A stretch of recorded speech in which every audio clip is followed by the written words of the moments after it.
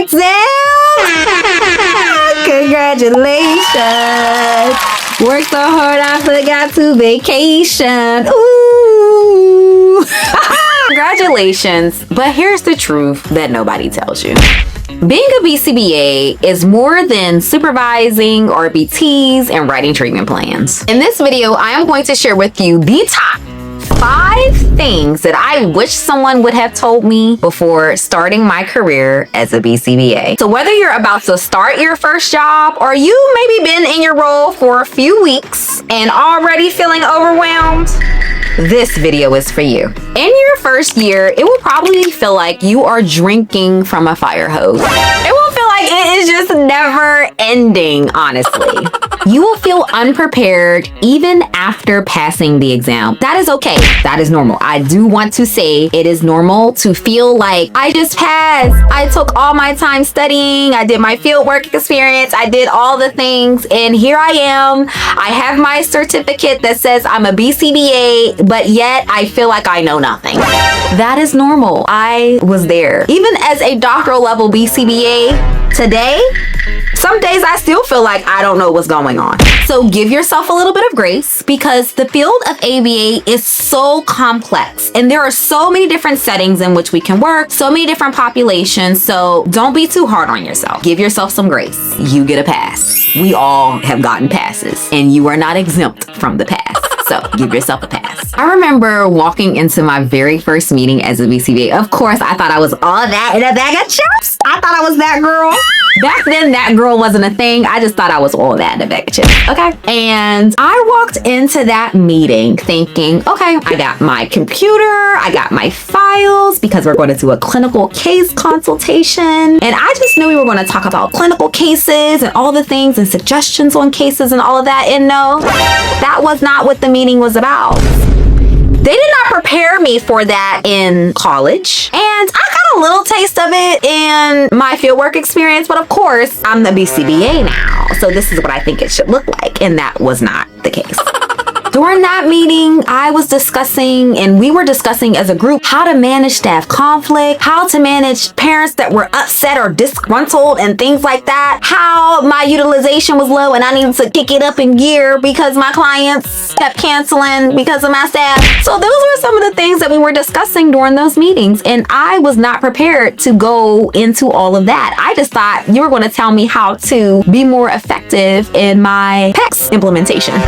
But that wasn't the case. But we did have a little bit of time, maybe 10-15 minutes in the end, if anybody had a dire, burning question clinically that we could answer. And all of this had to happen within an hour span because, of course, right after the meeting, I had to go back to supervising and working with clients and parents. So if this is already speaking to your soul, hit the like button and subscribe because I would love for you to stay around. And the second point is soft skills matter way more than you think. I'm a social worker by trade. That's what my master's is in, social work. So I know the value and the importance of a good soft skill, baby. Wow. I think a lot of BCBAs don't realize that it's not all about the data. It's all about the relationship, honestly. And when I'm saying relationship, I'm referring to communication, leadership, and your emotional intelligence. Knowing how to appropriately deliver feedback to an RBT is a skill. You need to know when is it the appropriate time? What is this individual's personality type? How is my delivery? What am I saying? Is it chaos ensuing in front of me and here I am and saying, hey, Nandy, you did not perform the 3-term contingency. Nobody don't want to hear that. When the client is doing the most. That is not appropriate time to give corrective feedback. You have to know your audience. And again, that goes back to that emotional intelligence piece. It's also important to know how to de-escalate a frustrated parent. And those are the things that will truly set you apart. I remember early in my heyday, I had to adjust my communication style, even with a background in social work, okay? I had to adjust my communication style with a parent who just felt like she wasn't seen and felt like she wasn't heard by me. It was a very interesting case. Long story short, there was a foster parent and a biological parent and the client. And the foster parent was very well put together, seemed like the ideal fit for the child who was a client. Biological parent really didn't have everything together, hence why foster parent was in place. And I had this understanding that I was more aligned with the foster parent because of how the foster parent presented, and I was not aligned with the biological parent, meaning thought that the biological parent was a fit versus the foster parent. I don't want to say I can care less, but that's not my place.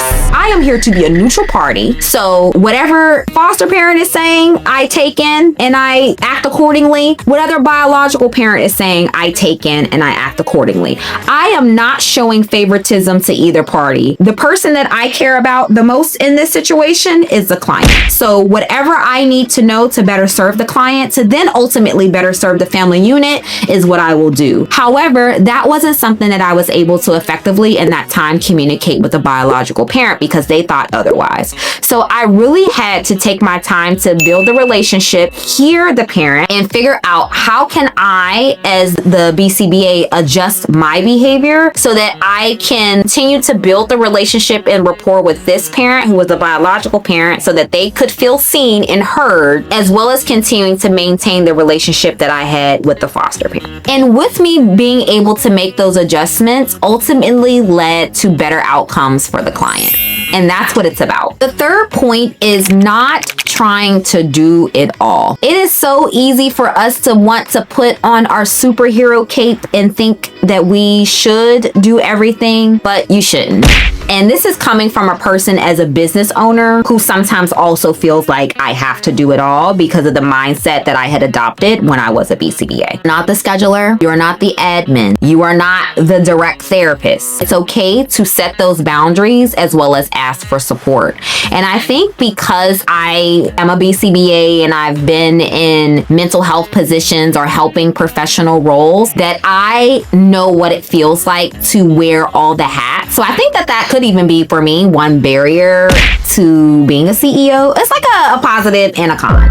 So I think sometimes because I don't want people to feel that load that I had once felt, that I try to do everything in my power not to have people feel that, which sometimes can be a huge inconvenience to myself. So that's why I said sometimes that's a pro and a con.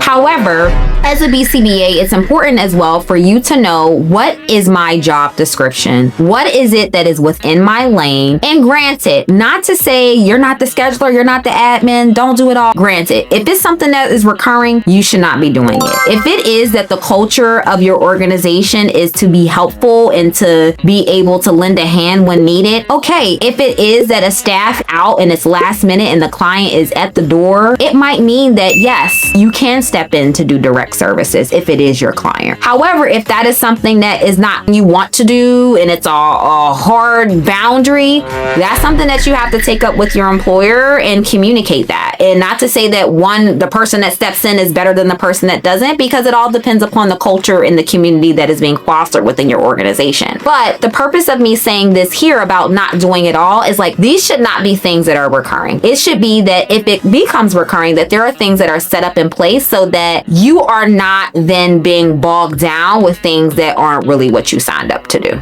And I would share a personal story that I had to really make a mental shift around. So as a BCBA, I was so hung up on, I need to create my own materials. I need to prep this. I need to write out. I need to do everything literally by myself. No one can cut and laminate the way I can cut and laminate. They did not put the right side of Velcro on the picture. Does it matter if we can just flip and flop the Velcro? Does it matter if the square is not perfect? If there's a little bit of a squiggle, it doesn't matter in the grand scheme of things based upon what you should be doing or what you could be doing that is more fruitful to your education and experience versus cutting out a lamination sheet. And that was something that I had to change my mind around. I know some some of y'all gonna want to tussle with me surrounding this because BCBA can be very territorial when it comes to their materials and how they're cut out. I get it. But if there is someone in your organization that can do it, then pass along the duty and delegate it, because you can be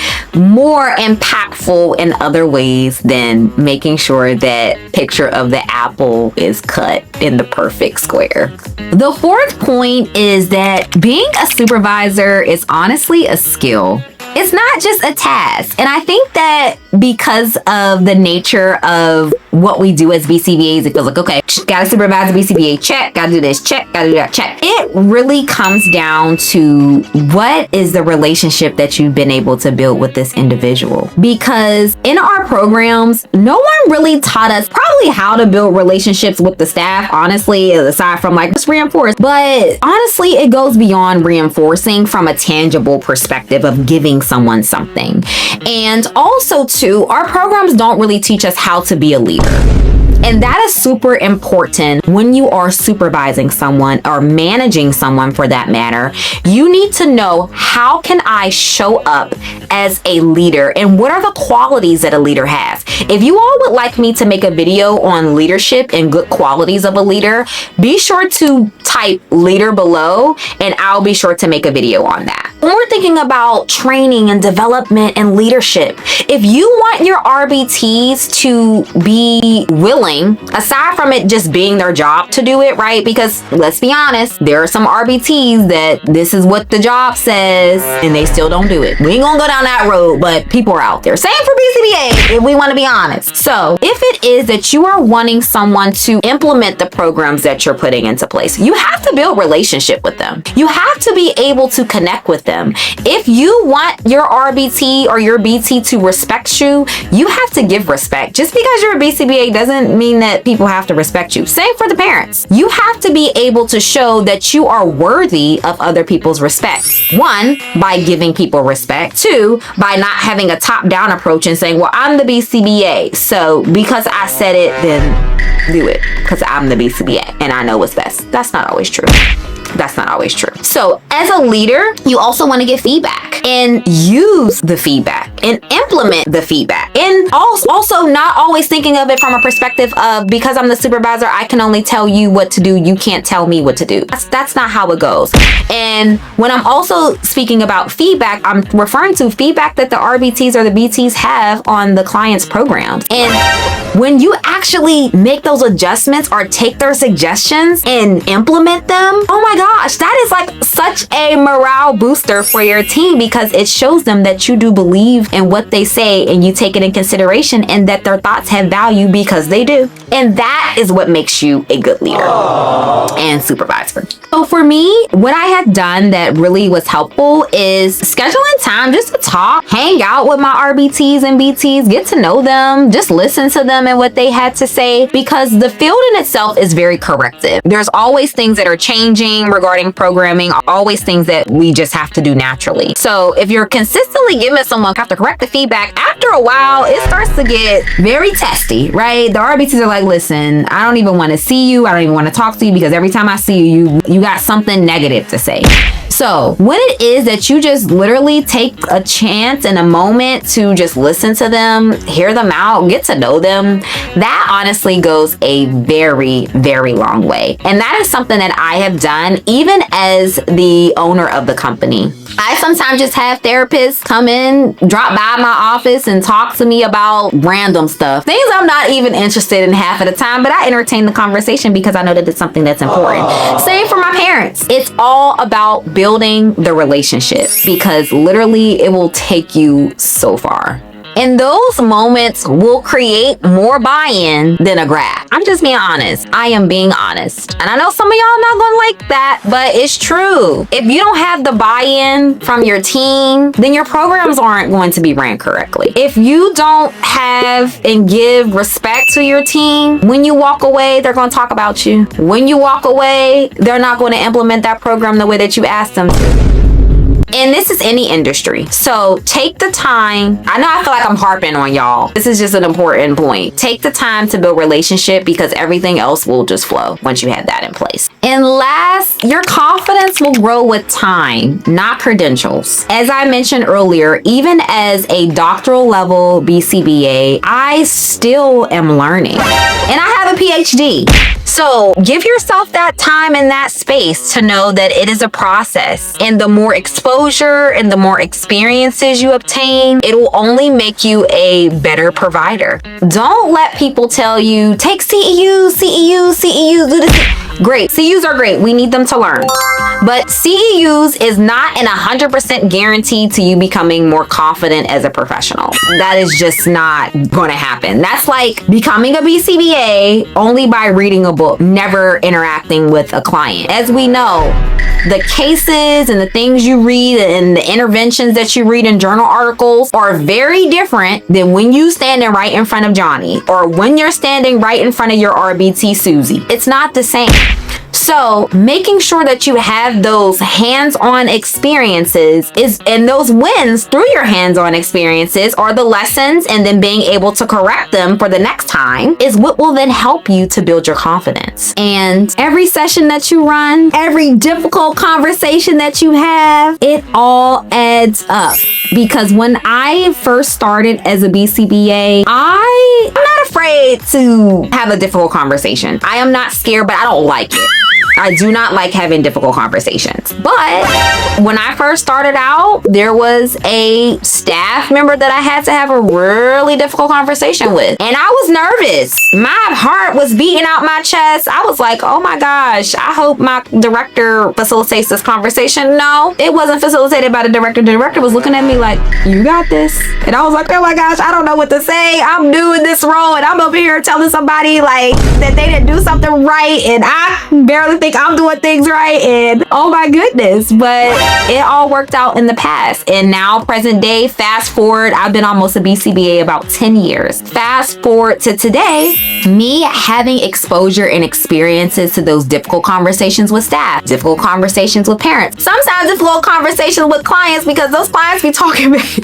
I'm not doing this with you today. I love a good client who's like learning to talk, and it's like, once those words fully come out, baby, you gonna be telling me all. So all of those experiences have ultimately helped me to becoming more comfortable as a CEO and business owner to have those difficult conversations. Are they still scary? Absolutely. But do I feel more equipped and more confident to have them? Yes. Wow. Because of practice and exposure and learning the lessons along the way. So listen, being a BCBA is tough. We all know that. But it's also incredibly rewarding. Once you're able to find your rhythm and your cadence, you're golden, honestly. So even if this video helped you feel just 1% more prepared, I want you to watch the next one where I am talking about how you're going to structure your first 90 days to set yourself up for success as a BCBA. Thank you for watching. As always, be sure to subscribe and like this video, and I'll check you out in the next one. Bye!